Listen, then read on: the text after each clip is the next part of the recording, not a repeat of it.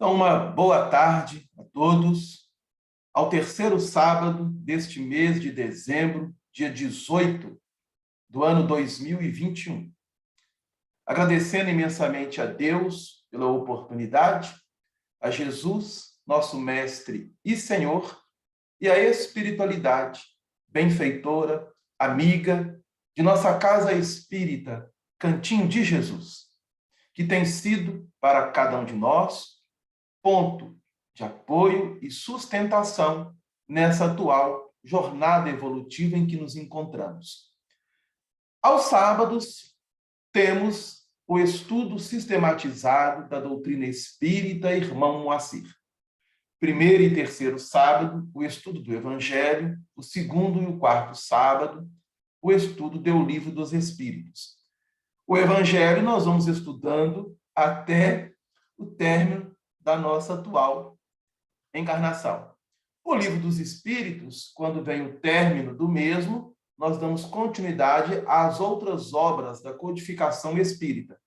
Fechando com a quinta obra, retomamos tudo de novo, para que as pessoas fiquem sabendo. Essa é a última reunião do mês de dezembro. Faremos um recesso no dia 25, no dia 1º, retomando as atividades no dia 8 de janeiro, o segundo sábado, então, do mês de janeiro do ano 2022. Atualmente, nós nos encontramos no Evangelho de Jesus segundo Mateus, em seu capítulo 12. Este capítulo, ele traz ao todo 50 versículos. Quando fazemos o início do capítulo, nós lemos todos os versículos do mesmo. E nós iniciamos este capítulo 12 de Mateus, eu não sei se as pessoas sabem, no dia 3, primeiro sábado, dia 3 de outubro de 2020.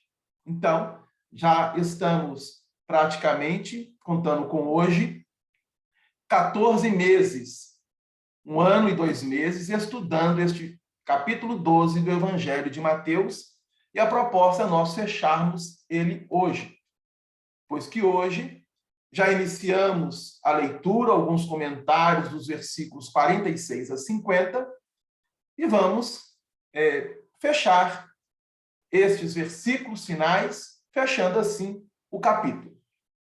Então, vamos ler lá os versículos 46 a 50 do capítulo 12 do Evangelho de Mateus. O título que se traz é A Verdadeira Família de Jesus. A Verdadeira Família de Jesus.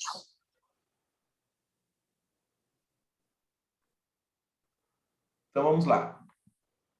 Vai dizer assim: enquanto ele falava às turbas, turbas significa multidão. Então, todo aquele povo que acompanhava e que seguia Jesus, onde quer que ele estivesse. Eis que a mãe e os irmãos dele estavam de pé do lado de fora, procurando falar com ele. Alguém, porém, lhe disse: eis que tua mãe e teus irmãos estão de pé do lado de fora, procurando falar contigo. Em resposta, disse ao que lhe falava: quem é minha mãe? E quem são meus irmãos? E estendendo sua mãe sobre os seus discípulos, disse: eis a minha mãe e os meus irmãos. Pois todo aquele que fizer a vontade do meu Pai que está nos céus, esse é meu irmão, irmã e mãe. Esses são os versículos 46 a 50 deste capítulo 12 do Evangelho de Jesus segundo São Mateus. Nós vamos encontrar essa mesma passagem dentro do Evangelho de Marcos, no seu capítulo 3, versículos 31 a 35, e no Evangelho de Lucas, no capítulo 8, versículos 19 a 21. Nós iniciamos alguns comentários relacionados a este ensinamento trazido pelo evangelista quando Jesus, naquele momento, se encontrava em algum lugar. Tudo leva a crer que ele estava dentro de uma casa, pois que outros versículos e outros capítulos, como o de Marcos e de Lucas, nos traz essa ideia, pois que Marcos vai trazer também algo muito importante nos versículos 20 a 21 do capítulo 3.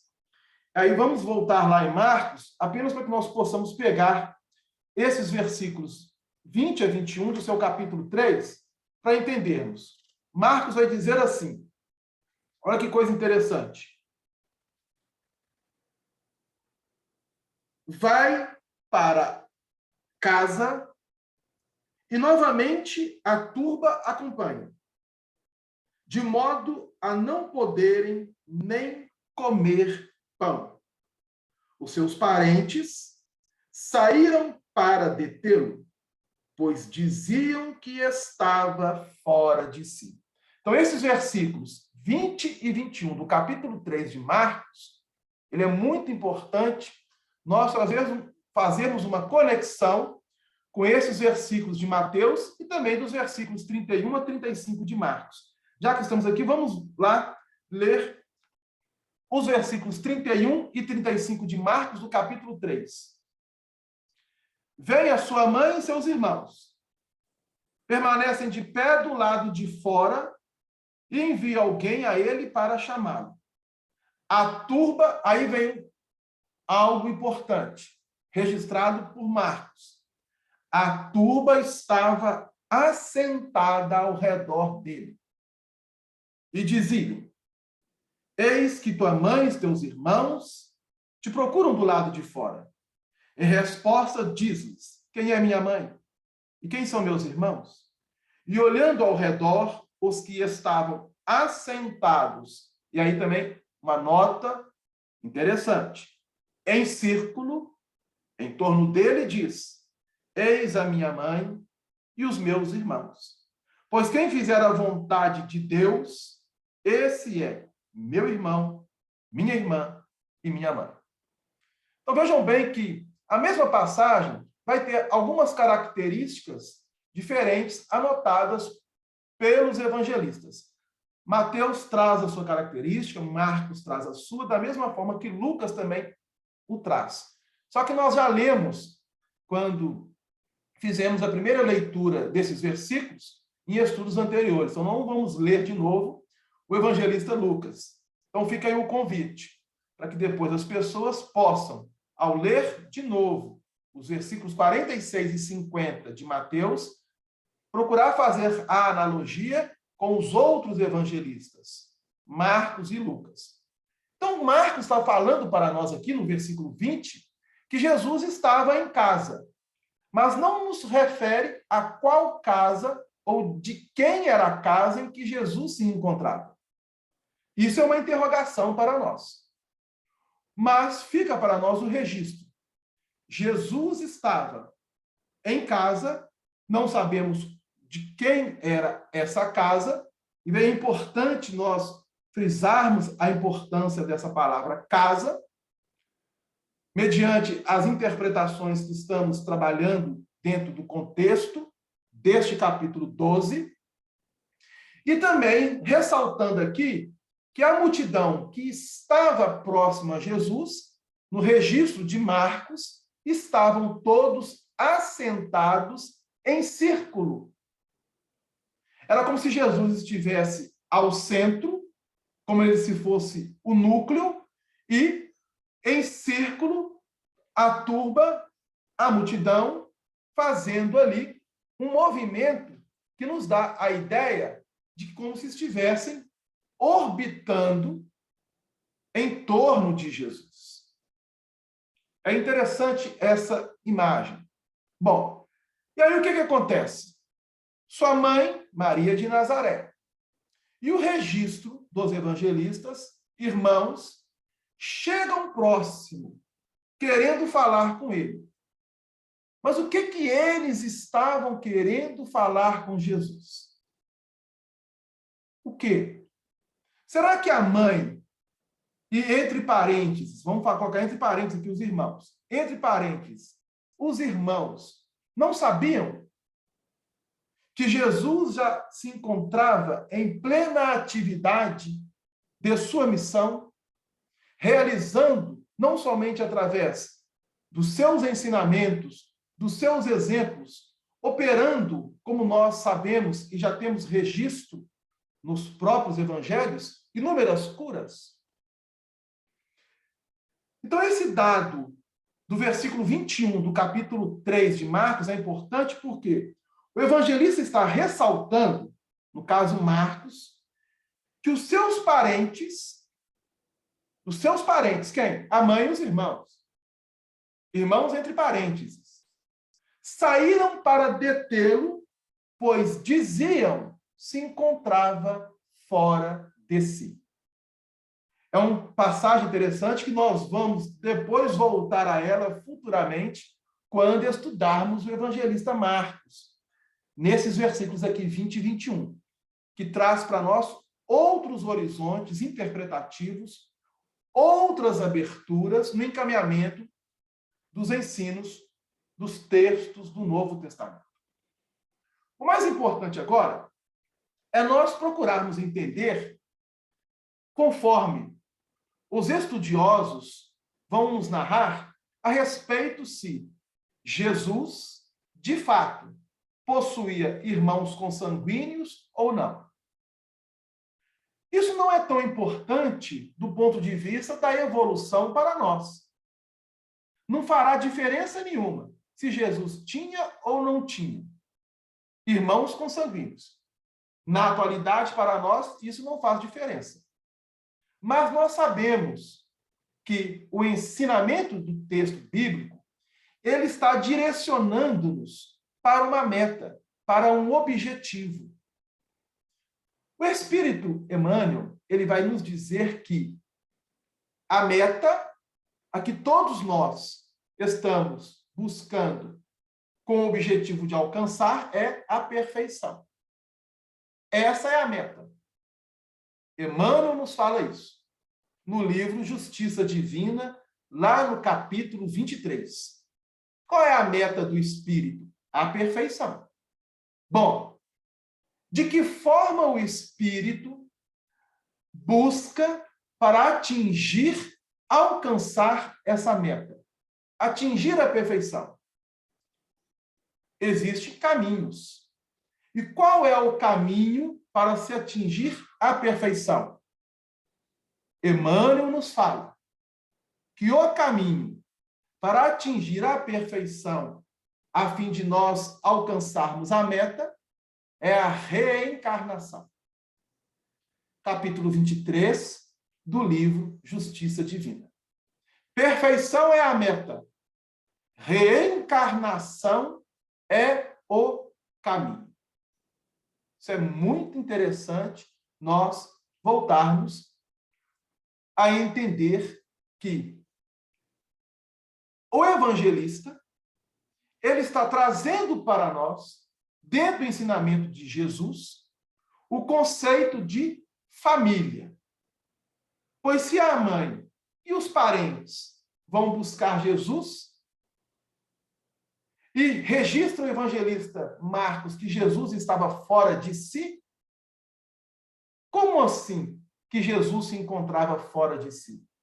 Aí, lá em Marcos, nos versículos posteriores ao 21, 22, vem justamente aquela situação que nós estudamos aqui em Mateus, nos versículos anteriores, onde escribas, fariseus, doutores da lei, vão se aproximar e dizer que Jesus estava possesso, estava como que endemoniado, estava sob o jugo da ação de um demônio. E aí nós já estudamos isso nos versículos anteriores, do versículo 38 ao versículo 42.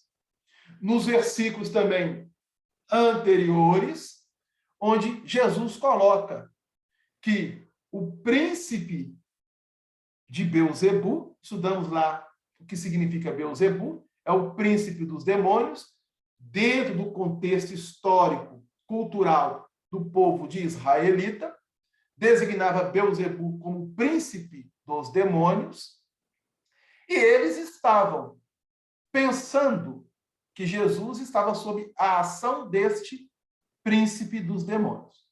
E aí Jesus narra-nos que todo reino dividido contra si mesmo não pode subsistir. Se eu expulso Satanás por Satanás, eu estou dividindo o reino. Então, Jesus nos leva a uma reflexão importantíssima. Se nós queremos alcançar a perfeição, não é dividindo que nós conseguiremos, e sim somando. E se a reencarnação é o caminho para se chegar à perfeição, dentro da reencarnação, nós estaremos vinculados à família. Pai, mãe, irmãos, parentes, tios, tias, avós, primos, primas. Nós sabemos disso. Para que o espírito na Terra alcance um patamar evolutivo, ele necessita reencarnar. Este é o objetivo. Esta é a finalidade da reencarnação. Conforme nos assevera os Espíritos, a pergunta 167 de Allan Kardec em O Livro dos Espíritos. Qual é o objetivo? Qual é a finalidade da reencarnação? Então, vejam bem, a resposta: expiação, vírgula, progresso, aprimoramento constante do espírito na humanidade. Então, ao mesmo tempo que nós, na Terra, ao reencarnarmos, necessitaremos passar pelas provações, pelos resgates, pelo quitamento de débitos por intermédio de expiações, mediante a lei de causa e efeito, ao mesmo tempo que nós vamos colher, nós vamos também semear. É importante. Isso está dentro de um campo dinâmico da vida. Semeamos e colhemos, colhemos e semeamos a todos os instantes. E nada fica sem resposta a tudo que nós fazemos pelo alto. Precisamos, então, compreender isso. Bom, mas há uma interpretação que eu gostaria de trazer. É uma interpretação, vejam bem, é uma interpretação católica. Não é uma interpretação espírita. É uma interpretação católica. De estudiosos, de padres, de religiosos, estudiosos dos textos bíblicos, textos antigos. O que eles vão dizer? Com referência a este versículo de número 47. Eis que tua mãe e teus irmãos estão fora a procurar-te. E também o versículo 46.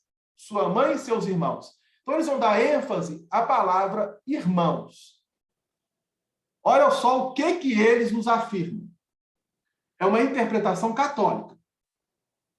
Diz assim: há diversas menções de irmãos de Jesus no Novo Testamento. Então, eles começam a nos dizer que existem diversas menções dessa palavra irmãos de Jesus em um Novo Testamento. E eles trazem as referências. Nós aqui não vamos trazer, senão nós não conseguiremos fechar. Embora tendo o sentido primeiro de irmão de sangue, está entre aspas, embora tendo o sentido primeiro de irmão de sangue, a palavra grega usada, aí eles colocam a palavra é adelphos. Adelphos. assim como a palavra correspondente em hebraico e aramaico pode, vejam bem, pode designar relações de parentesco mais amplas e, principalmente, um primo-irmão. O grego possui outro termo para primo, anépsios. O único emprego deste termo no Novo Testamento. Então, o grego, ele utiliza para a palavra primo a palavra anépsios. Só que no hebraico e no aramaico não existe a palavra primo. Então, os tradutores gregos, ao extrair o sentido do hebraico e do aramaico da palavra primo, eles então adotaram a palavra adelphos, cujo significado pode ser irmão ou primo-irmão. E que não necessariamente, conforme a colocação dos intérpretes e dos estudiosos católicos, não quer dizer que esses irmãos sejam necessariamente irmãos consanguíneos. E eles continuam. Desde os padres da igreja, o que eles estão dizendo? Desde os padres da igreja. Quem são esses padres? Eles estão nos remetendo ao início do cristianismo, entre os séculos 3 e 4, onde grandes nomes surgiram dentro do cristianismo, fazendo uma transição para o catolicismo, que foram considerados os pais da igreja, que eram bispos. Entre eles, Orígenes, Clemente de Alexandria e tantos outros. Então, eles estão falando para nós que esses padres viu a interpretação predominante nesses irmãos de Jesus de primos. Então, esses padres, tais como Orígenes e Clemente de Alexandria, que são considerados pais da igreja, pois traziam uma erudição muito ampla e um conhecimento muito amplo e trabalhavam a interpretação desses textos, isso lá na antiguidade, entre os séculos 3 e os séculos 4, antes de termos a união do Estado com o cristianismo, onde se fundiu o catolicismo, já traziam essa ideia de que esses irmãos, conforme estavam colocados nos textos gregos, eram, na verdade, primos. Então, eles estão... esses intérpretes atuais estão evocando este ensinamento de mais ou menos 1.600, 1.700, 1.800 anos atrás. Porque entre o século III e o século IV, o que chegou ao conhecimento desses irmãos, dos textos bíblicos, eram as traduções em grego. As traduções em aramaico e em hebraico eram muito raras de você as ter. E, para se traduzir uma palavra para outro idioma, é preciso buscar a palavra num idioma diferente, correspondente àquela palavra no idioma em que foi dado o ensinamento. Então, imagine que Jesus, ao nos ensinar, ele falava dentro de uma linguagem que não era o hebraico, mas era uma linguagem aramaica. Era a língua falada na Palestina à época de Jesus. O aramaico. E este aramaico, ele sofreu muitas mutações à época antes de Jesus e depois de Jesus. Porque a língua, né, o idioma eles vão sofrendo transformações, eles vão sofrendo mutações ao longo dos séculos. Tanto é que hoje existe o grego clássico.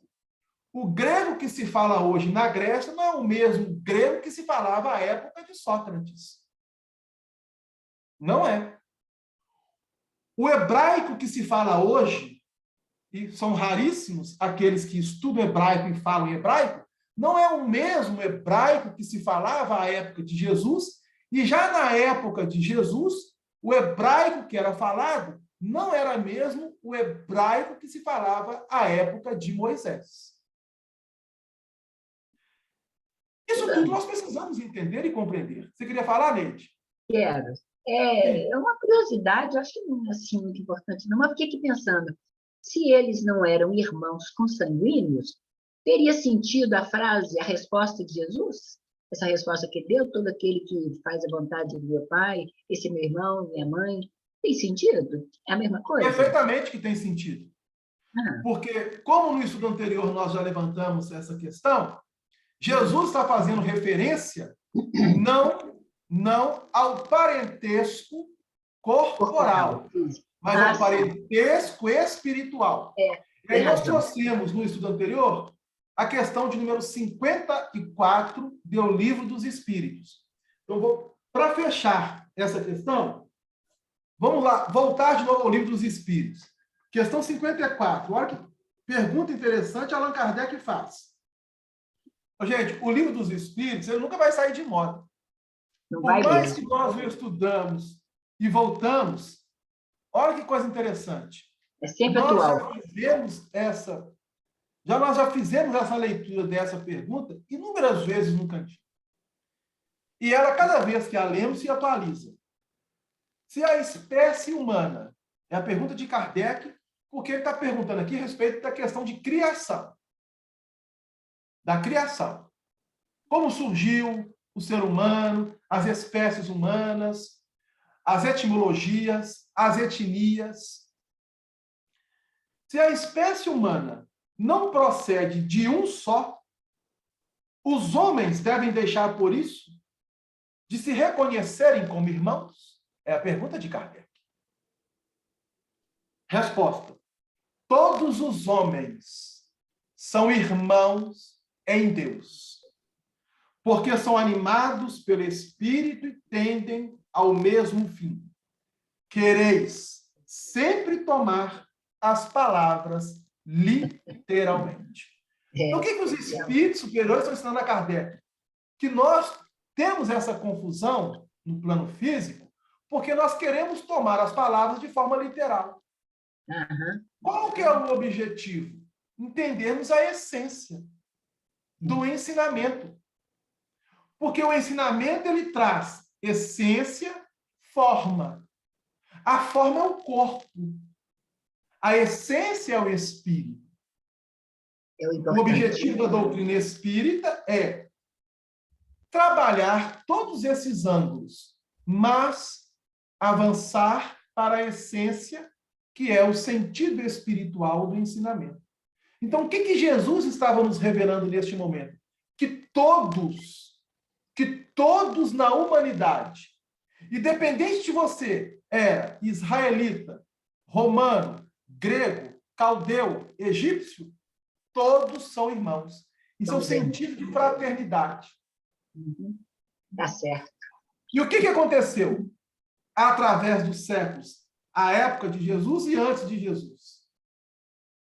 As brigas de etnias. Então, Jesus revela que todos somos irmãos, porque todos somos filhos de um mesmo Pai, que é Deus, o Criador. Mas, lembremos, estamos há 2000 anos atrás, quando Jesus nos dá esse ensinamento. Se passado tanto tempo, ainda estamos tendo dificuldade para compreender, imaginemos a época do Cristo. Como que aqueles corações iriam assimilar o ensinamento? Entender. Daí, no capítulo 13, que é o capítulo que nós iremos estudar a partir de janeiro, do Evangelho de Mateus, Jesus inicia uma nova didática, uma nova forma pedagógica de ensinar. Que forma é essa? As parábolas. Uhum. Porque até então aqui, nós não temos parábolas. Até o capítulo 12, nós não encontramos parábolas. Estou falando em Mateus, tá? Nós estamos no Evangelho de Mateus. A partir do capítulo 13 de Mateus, Jesus inicia o ensinamento com uma proposta pedagógica. Parábolas. Olha que coisa interessante. Bom, então, o que esses irmãos estão dizendo? Para fecharmos aqui. Desde os fatos... Pode falar. 250. Qual que é o número no Livro dos Espíritos? Que eu não achei. 54.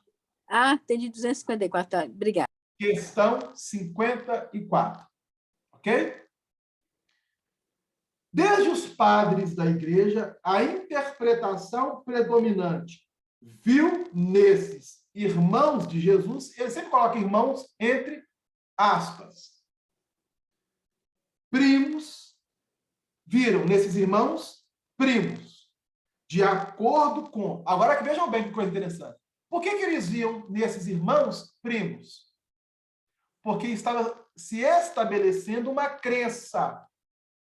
E essa crença seria uma doutrina que fundamentaria o catolicismo. Que doutrina é essa? Vejam bem. A virgindade perpétua de Maria. Então, nós temos aqui dois contextos. Os grandes estudiosos à época, ao analisar a etimologia da palavra traduzida do hebraico, do aramaico para o grego, a palavra correspondente a que mais se aproximava em grego era adelphos, que dá também o significado de irmãos. Por quê? Em hebraico, em aramaico, não há uma palavra designada para falar sobre primo. E por que não há essa palavra? Porque nós já estudamos que o povo israelita, todos eles, independente de qual tribo você era, quando eu falo tribo, eu estou me remetendo às 12 tribos de Israel, que são os 12 filhos de Jacó, onde cada membro de uma família israelita estava se correspondendo através das reencarnações mediante essas tribos. Vamos pegar o exemplo de Paulo. Paulo era da tribo de Benjamim. Jesus era da tribo de Judá, porque José, tanto quanto Maria, eram pertencentes à tribo de Judá. Olha que coisa interessante. João o Batista, filho de Isabel e Zacarias, era da tribo de Levi. Por quê? Porque o pai de João Batista, Zacarias, era da tribo de Levi. Então, predominava nos filhos a tribo do pai, não da mãe. Olha o contexto. Nós estamos numa cultura. Então, o pai poderia casar-se com uma pessoa da mesma tribo ou de tribos diferentes, tendo em vista que fosse israelita. Nessas tribos, todos tinham uma homogeneidade muito forte no que tange ao compromisso de fraternidade. Todos se consideravam irmãos, a tal ponto que os israelitas não se abriam para outros povos. Então, o Novo Testamento vai nos mostrar isso. Então, isso é muito forte na etnia israelita. Por isso, que quando foi traduzir para o grego, a palavra que poderia aproximar-se da palavra primo era essa. Passados séculos, ficou essa conceituação. de que Jesus possuía irmãos. Qual é o objetivo da doutrina espírita? Esclarecer, colocando as coisas nos seus devidos lugares. A tribo de Paulo era de Benjamim. Paulo pertencia à tribo de Benjamim. Tá? Benjamim. Ou Benjamim, né? Eu falo Benjamim, mas é Benjamim, né? Em português é Benjamim. Marília colocou aí para nós, né, Marília? Pois bem, então nós temos um contexto. A mãe de Jesus não sabia da missão dele, por que ela saiu para procurar Jesus, pensando que ele estava fora de si? Nós lemos no livro Boa Nova, que nós estamos estudando agora no cantinho, de novo, às terças especiais. Vamos estudar durante também o ano de 2022, tá? Mas nos estudos presenciais do irmão Moacir, quando estudamos os apóstolos, no capítulo 2, intitulado Jesus e o Precursor, há um diálogo de Maria de Nazaré com a mãe de João, o Batista, Isabel, onde elas se preocupavam com o futuro daquelas crianças. Pois tanto Jesus quanto João mostravam ou davam sinais de diferenças em relação a outras crianças da mesma idade. E elas viam uma preocupação muito grande em relação aos dois. Tanto é que elas dialogavam. Então, será que Maria não estava atenta aos movimentos de Jesus desde criança? Claro que sim. E na resposta, no dia seguinte, porque Isabel e João vão para casa, nós estamos em Nazaré, na cidade de Nazaré, Isabel e João foram até Nazaré visitar Jesus, Maria e José. Nazaré fica na região da Galileia. João e Isabel moravam com Zacarias em Jerusalém, porque Zacarias era um sacerdote do templo. Jerusalém ficava na região da Judéia. Quando Isabel e João voltam para a Judéia, em Jerusalém, de manhã cedo, Jesus, adentrando, pergunta a Maria: Mãe, por que te preocupas comigo? Acaso não tenho demonstrado a minha devoção? O meu amor? Maria toma um susto.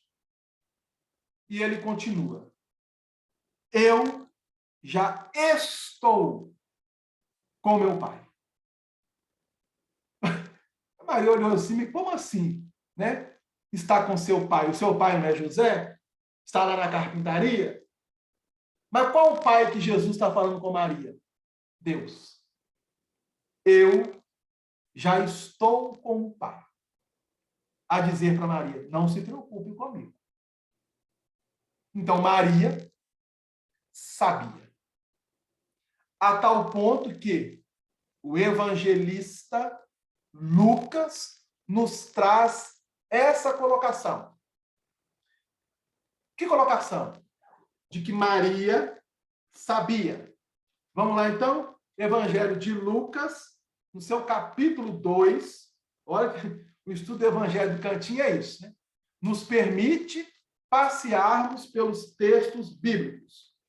Então, lá no capítulo 2 do Evangelho de Lucas, nos versículos, eu nem ia trazer aqui, nem isso estava escrito em trazer, mas eu vou trazer. Está narrado assim. Capítulo 2, versículo 51 do Evangelho de Jesus segundo Lucas. O que está acontecendo? José e Maria, em caravana, com os irmãos da cidade de Nazaré, foram às festividades da Páscoa em Jerusalém. Jesus contava com 12 anos.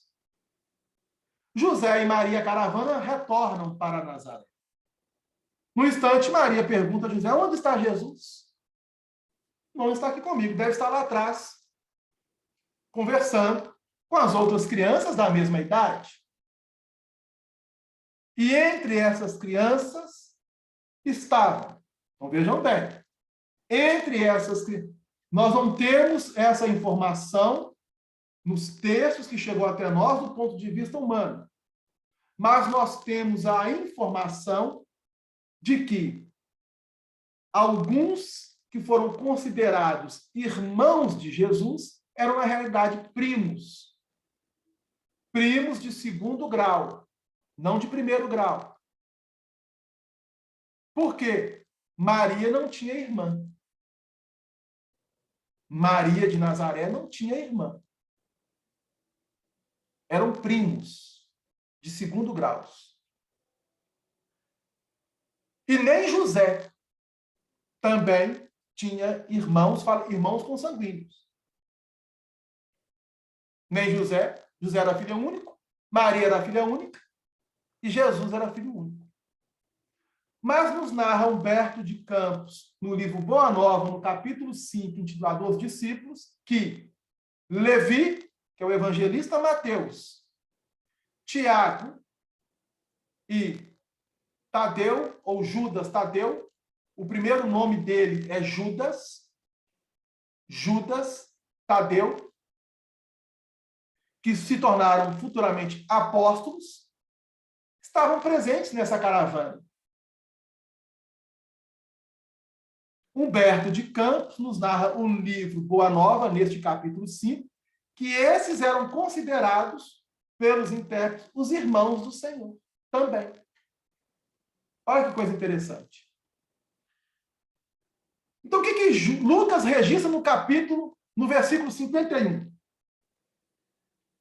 E desceu com eles, e foi para Nazaré, e era-lhes submisso.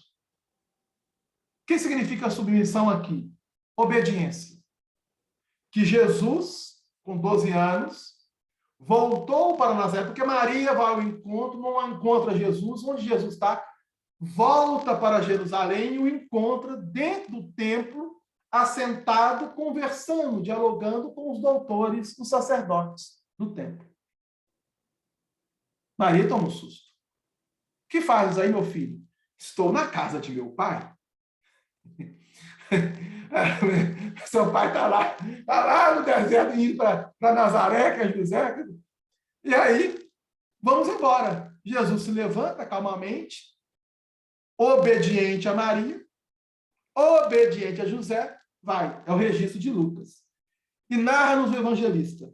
E sua mãe guardava no coração todas essas coisas. Versículo 51, capítulo 2 do Evangelho de Lucas. Maria de Nazaré guardava em seu coração tudo aquilo que Jesus vinha realizando desde o seu nascimento. Então, como que Maria poderia sair atrás de Jesus com uma informação de que ele havia se perdido ou de que ele estava endemoniado?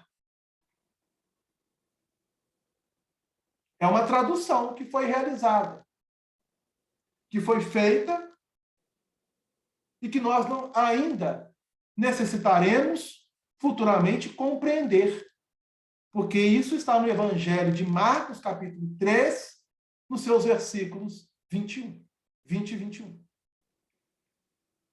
Mas então, Jesus estava na casa, assentado, ao redor uma multidão. De repente, chega até ele. Sua mãe, seus irmãos estão lá fora. Querem falar-te. Falar o quê com Jesus? O que eles tinham para falar com Jesus? Se eles sabiam que Jesus estava ali operando a sua missão. Quando vocês viram que Maria interferiu em qualquer ensinamento ou em qualquer atitude de Jesus no Novo Testamento? os 4 evangelhos. Quando foi que Maria interferiu? Só há uma passagem registrada pelo evangelista João, que foi as bodas de Canaã. Jesus ainda não havia iniciado a sua missão.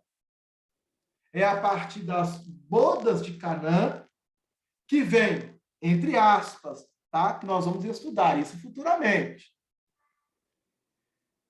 Realizou a transformação da água para o vinho e, depois dali, ele inicia a proposta missionária com que o trouxe ao plano físico da terra. Foi a única vez que Maria de Nazaré dirigiu-se a Jesus pedindo-lhe a ele que interferisse. É o único registro. Antes da sua missão. Está em João. O que aconteceu nas bodas de Caná? Estava lá a festa, de repente, Maria fica sabendo que o vinho havia acabado. Porque na festa de casamento, dentro da cultura israelita, era uma festa que durava 3, 4 dias. Porque era um povo muito festeiro, muito alegre. Diga-se de passagem, os israelitas gostavam de festejar. Gostam, né? Na realidade, de festejar. Eles sentem alegria, eles sentem prazer em festejar, em comemorar, principalmente as principais datas relacionadas ao encaminhamento desta etnia na terra. Pois bem, o vinho acabou. Maria vai até Jesus. Ele responde: o que tenho eu com isso, mulher? Foi a resposta de Jesus. O que tenho eu com isso, mulher? Aí as pessoas dizem assim: mas Jesus chamou a mãe de mulher? Como assim? Era uma referência de honra dentro dessa cultura que, na atualidade, nós temos um outro tipo de contexto. Para nós entendermos aquilo que os irmãos superiores disseram a Kardec. Tomai sempre as palavras pela forma literal. Daí nós nos perdemos. Então é preciso buscar a essência do ensinamento. Aí o que Maria faz? Vai até os servidores do dono da festa, estou falando aqui das bodas de Canaã, registrada lá no capítulo 2 do Evangelho de João. Depois vocês vão lá e ler, porque futuramente, quando estudarmos João, nós vamos estudar isso mais profundamente. Maria chega e fala assim com eles: olha, tá vendo aquele moço ali? Moço, né? Porque se Jesus ainda não havia iniciado a sua missão, e se a sua missão foi 3 anos, tá vendo aquele rapaz ali, aquele moço ali? Pois bem, tudo aquilo que ele vos disser, vocês fazem. Olha que ensinamento. Tudo aquilo que ele vos disser, vocês fazem. E o que Jesus está nos narrando aqui? Quem é minha mãe? Quem são meus irmãos? São todos aqueles que cumprem, que fazem a vontade do meu Pai que está nos céus. Então, Maria, ela sabia daquilo que Jesus era capaz e aquilo que Jesus veio realizar. Olha que informação importante. Daí, não podermos isolar os textos dentro de um estudo mais profundo. Embora Emmanuel, no prefácio da obra Caminho, Verdade e Vida, ensina-nos várias formas de interpretação dos textos bíblicos. Você pode interpretar dentro de muitos versículos, você pode isolar um versículo, como você pode apenas isolar uma palavra e interpretar. Emmanuel, no prefácio da obra Caminho e Verdade e Vida, nos dá um direcionamento de como podemos proceder no estudo dos textos bíblicos. Bom, no Evangelho segundo o Espiritismo, dentro do capítulo 14, nós também fizemos uma insinuação a respeito deste capítulo. Eu vou ler aqui o item de número 8. Primeiro e segundo parágrafo apenas. O título é O Parentesco Corporal, o Parentesco Espiritual. O que nos ensina? Os laços consanguíneos não estabelecem necessariamente os laços entre os espíritos. Capítulo 14, item 8, do Evangelho segundo o Espiritismo. Parentesco corporal e parentesco espiritual. Os laços consanguíneos não estabelecem necessariamente laços entre os espíritos. O corpo procede do corpo, mas o espírito não procede do espírito, pois o espírito já existia antes da formação do corpo. Não é o pai quem cria o espírito do filho. Ele só faz fornecer-lhe o envoltório corporal, mas deve ajudar no seu progresso intelectual e moral. Então, o que Allan Kardec está nos informando? Que os pais têm como dever formar intelectualmente e moralmente, naquela atual existência, o caráter dos filhos. Maria tinha essa preocupação no diálogo com Isabel. No capítulo 2 da obra Boa Nova, pelo espírito Humberto de Campos, que nós vamos estudar no Cantinho, em uma terça especial no ano de 2022. Mas Jesus, ele não passou por nenhuma escola. Vejam bem, Jesus não passou por nenhuma escola, a tal ponto que nós vamos encontrar registros no texto bíblico das pessoas que começaram a ouvir Jesus, de onde vinha tanta sabedoria. Vamos lá pegar um desses registros? Vamos lá. Vamos pegar o Lucas. O João também traz, tá? Mas o Lucas está mais completo. Evangelho de Lucas, capítulo 4. Evangelho de Lucas, no seu capítulo 4, versículo 22. Lucas, capítulo 4, versículo 22. Onde Jesus está? Em Nazaré. Dentro da sinagoga de Nazaré. Ele abre o pergaminho, o rolo do profeta Isaías e faz uma leitura. E após a leitura, ele interpreta. E ao interpretar, tem-se um choque na sinagoga. O que ele quer dizer com isso? E após a interpretação, ele traz também inúmeros apontamentos para mais. Aí no versículo 22 do capítulo 4 de Lucas, temos o registro. E todos lhe davam testemunho e se maravilhavam das palavras de graça que saíam da sua boca e diziam: não é este o filho de José? Não é Jesus o filho de José? Sabemos que ele não frequentou nenhuma das escolas rabínicas. De onde lhe vem essa sabedoria? Olha para você ver. O evangelista trazendo esse contexto para nós.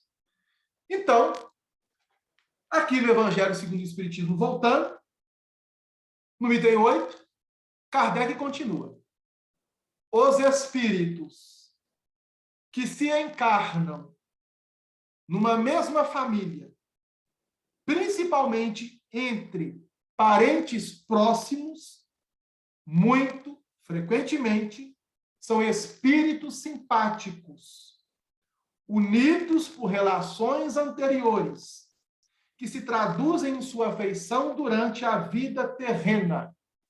Mas pode também acontecer de os espíritos serem totalmente estranhos uns aos outros, divididos por antipatias, igualmente anteriores, que também se traduzem da mesma forma em seu antagonismo terrestre para lhe servir de prova.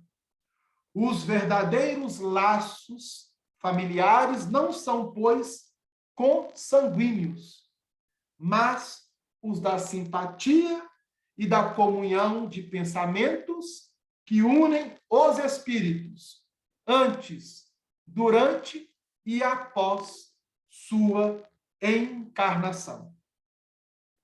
Disso se conclui que dois seres nascidos de pais diferentes podem ser mais irmãos pelo espírito do que se fossem pelo sangue. Vou repetir essa frase. Disso conclui que dois seres nascidos de pais diferentes podem ser mais irmãos pelo espírito do que se fossem pelo sangue. Item 8, capítulo 14 do Evangelho segundo o Espiritismo. O que significa isso? Que a doutrina está justamente abrangendo a proposta iniciada por Jesus e vivenciada pelos israelitas no encaminhamento desta etnia no planeta Terra. Porque entre eles havia uma homogeneidade de fraternidade. Entre eles. Mas quando saía do território deles, já vinha a antipatia, pelo fato dos outros povos não comungarem como eles em relação ao Deus único. Então, Jesus está exaltando para nós a fraternidade que deve ter entre os seus discípulos. Pois todos aqueles que o seguem, Jesus, devem trabalhar em si mesmos a fraternidade em uns para com os outros, independente se são parentes corporais.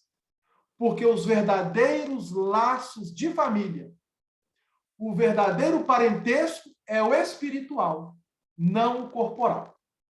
No encaminhamento aqui do item 8, do capítulo 14 do Evangelho segundo o Espiritismo, o próprio Kardec diz que o parentesco corporal se desfaz pela desencarnação. Se não há nenhum vínculo entre aqueles que estão sob o mesmo teto, se desfaz. Mas aqueles que se vinculam pela afeição de sentimentos, de pensamentos e de ideais, vão formando os núcleos familiares nos espaços espirituais. É a chamada família espiritual. Então, Jesus veio até nós ensinar-nos que nós necessitamos buscarmos a entrada na família universal dos filhos de Deus. E isso tem sido um desafio muito grande para todos nós. Pois cumprir com a vontade de Deus é algo que necessitamos refletir e muito. O que é cumprir com a vontade de Deus?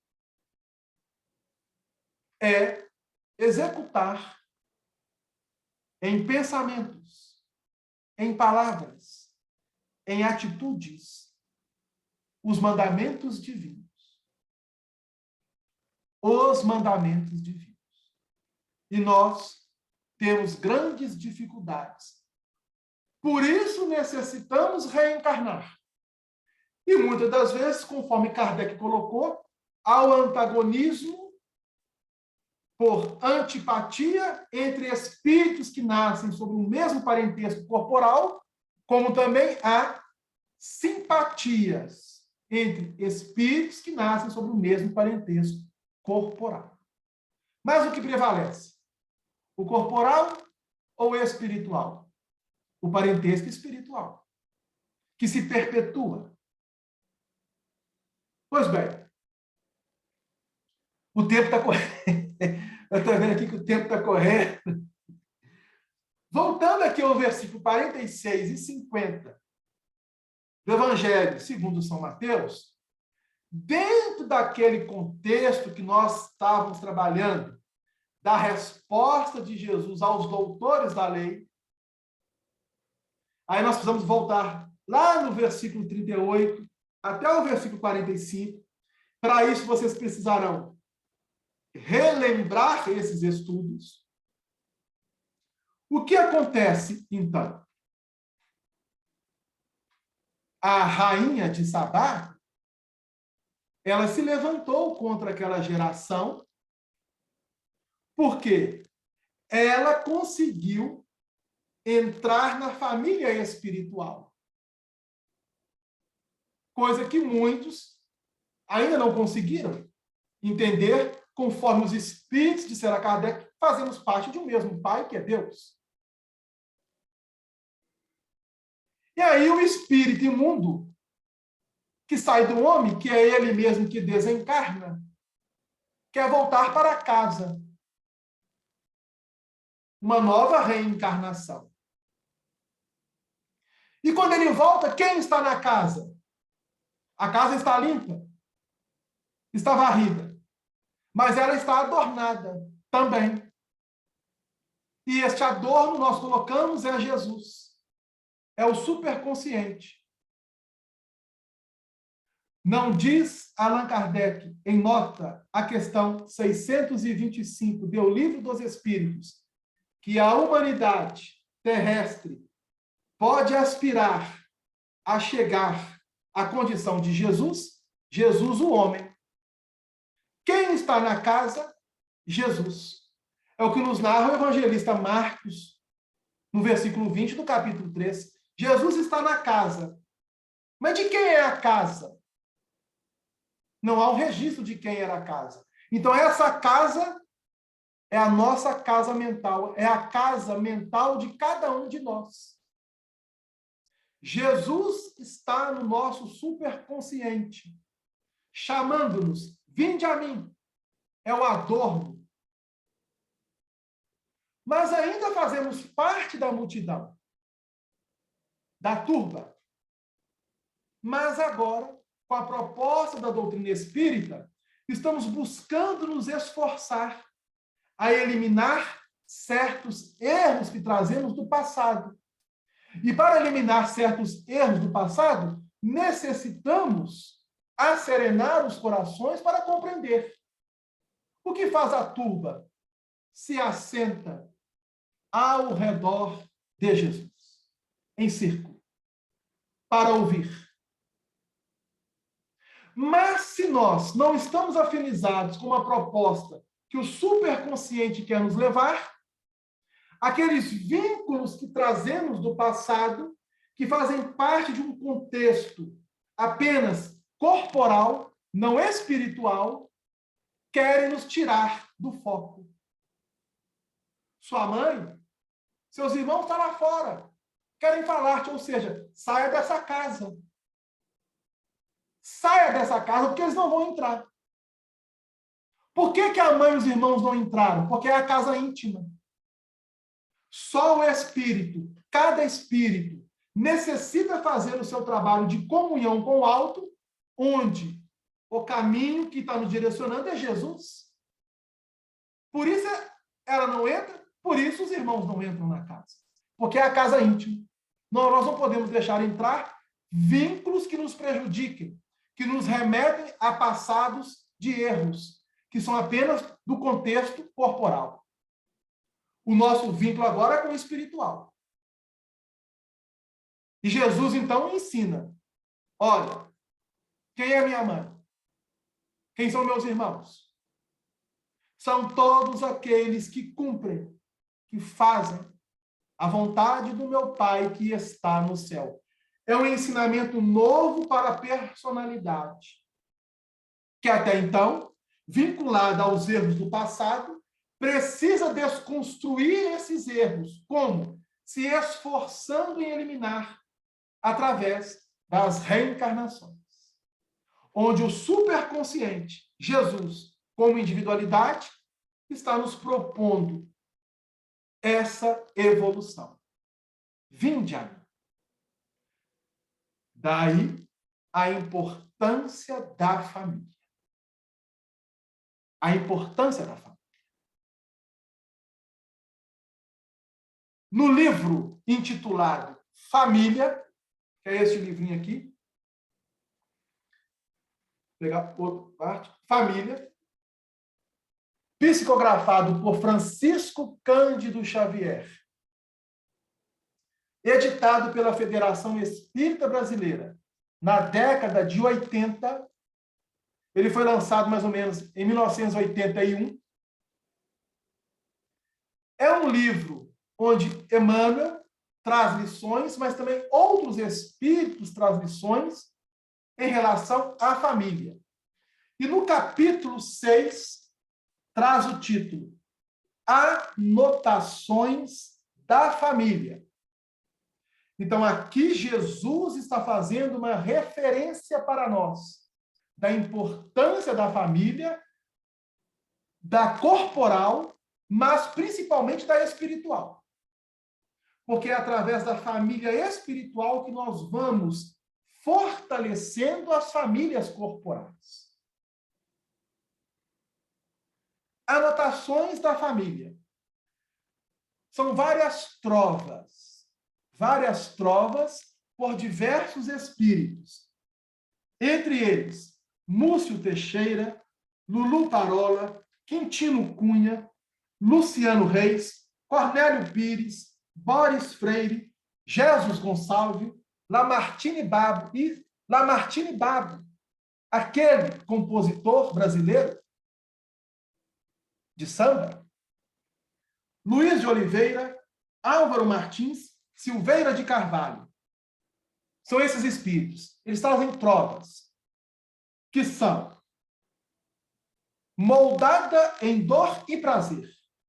Família é um campo a transpor, no qual se deve aprender as grandes lições do amor.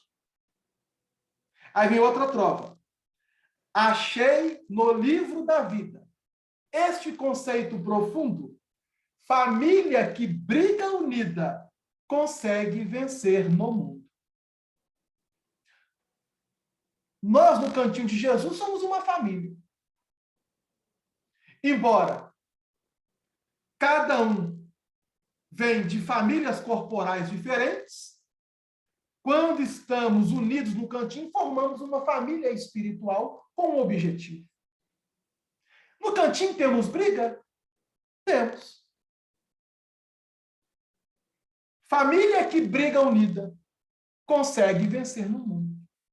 As rixas, as brigas são necessárias, mas acima delas precisa prevalecer o respeito, a compreensão e o amor que devemos uns para com os outros. E isso temos aprendido no Cantinho de Jesus, para levar para os nossos lares, ou dos nossos lares para o Cantinho. Muitos débitos são pagos, onde a vida nos atrela, em muitas reencarnações, ao carro da parentela.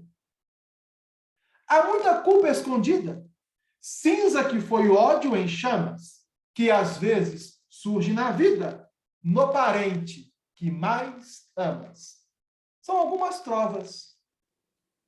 Lar me parece a bigorna ante o malho em certo jogo, no qual o amor é testado em altas provas de fogo.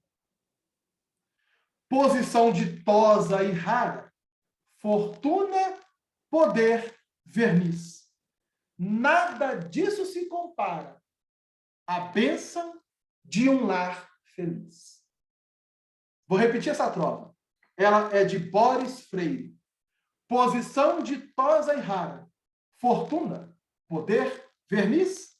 Nada disso se compara à bênção do lar feliz. Verdade que se propaga ante a força da razão. Em casa, tudo se paga por lei da reencarnação. Prometeram no outro mundo família, trabalho e fé. Mas, vendo as lutas em casa, os coitados dão no pé. Essa é de Lamartine Babo. Prometeram no outro mundo, antes da encarnação, família, trabalho e fé. Mas, vendo as lutas em casa, os coitados dão no pé. Essa é ótima. As famílias travessias dolorosas lembram roseiras de espinhos acobertadas de rosas, feita de ouro ou socada. Tá ruim a fala. Delano, tá horrível. A sua fala tá ruim. Minha fala agora está ruim? Né? Não tá dando para escutar, não. Metálica. Tá parecendo uma voz metálica. Ah, tá. É porque parece que é computador, ele está esquecendo. Mudou completamente. O som tá ruim. A fala tá boa, o som. Ah, não, a sua fala sempre foi boa. O sono tá chegando. O som não tá legal.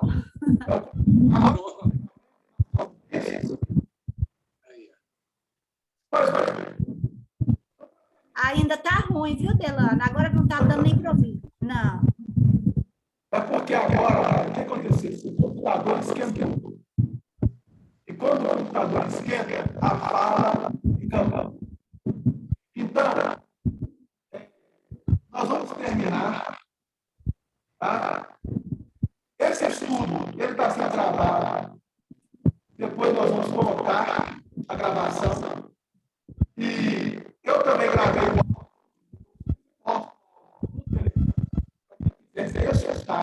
depois. Mas nós vamos fechar agora com o capítulo 19 do Evangelho de João, versículos 26 e 27. Está me ouvindo? Muito ruim. O som piorou. Nós estamos ouvindo, mas a sua voz está parecendo uma voz assim, do mais além.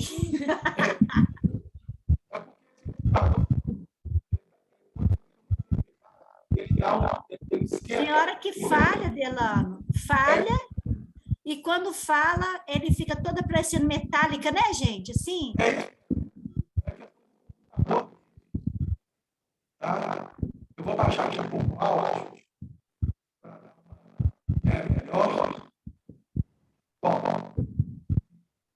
capítulo 19, versículos 26 e 27 do Evangelho de João. Jesus na cruz. Ele olha para Maria de Nazaré. Ele olha para o e diz assim: mulher, eis aí.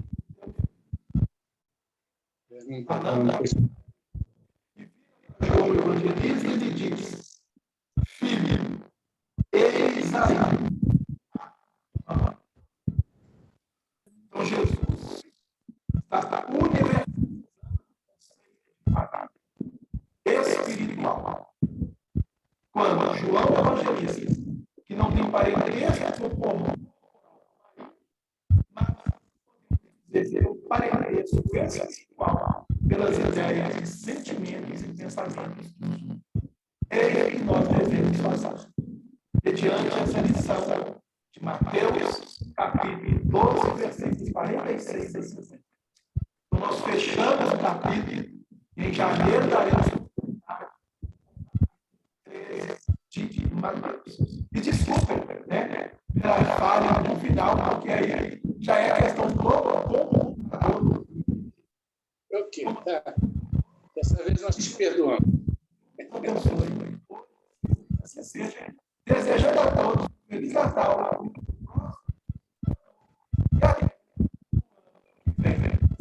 Delano, muito obrigado. Eu